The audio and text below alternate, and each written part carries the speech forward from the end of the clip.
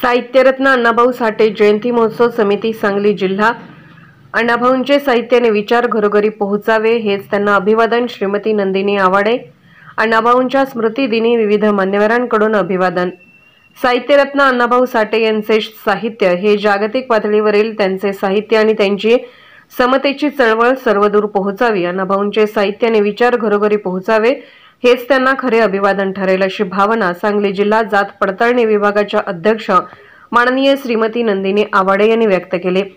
यावेळी सांगली जिल्हा समाज कल्याण अधिकारी माननीय बाळासाहेब कामत, समाज कल्याण निरीक्षक माननीय सचिन पिसाळ, समाज कल्याण निरीक्षक माननीय राहुल जाधव, दलित मित्र माननीय अशोक पवार, आंबेडकरी चळवळीतील ज्येष्ठ नेते माननीय प्राध्यापक राम कांबळे, माननीय प्राध्यापक लक्ष्मण मोरे, रिपब्लिकन पक्षाचे जिल्हाध्यक्ष चंद्रकांत हंडोरे यांचे निकटवर्तीय माननीय सिद्धार्थ माने, राष्ट्रीय काँग्रेस पक्षाचे जिल्हाध्यक्ष माननीय पृथ्वीराज बाबा पाटील, राष्ट्रवादी काँग्रेसचे जिल्हाध्यक्ष माननीय पद्माकर जगदाळे, भाजपचे नेते माननीय शेखर इनामदार, माननीय पप्पू डोंगरे, ज्येष्ठ अभ्यासक विचारवंत डॉक्टर नामदेव कस्तुरे, साहित्यरत्न अण्णाभाऊ साठे जयंती समितीचे अध्यक्ष जितेंद्र हेगडे यांच्यासह पोलीस प्रशासन, सामाजिक, साहित्यिक, राजकीय, शैक्षणिक, प्रशासकीय क्षेत्रातील मान्यवरांनी व अण्णाभाऊंच्या अनुयायांनी मोठ्या संख्येने अभिवादन केले।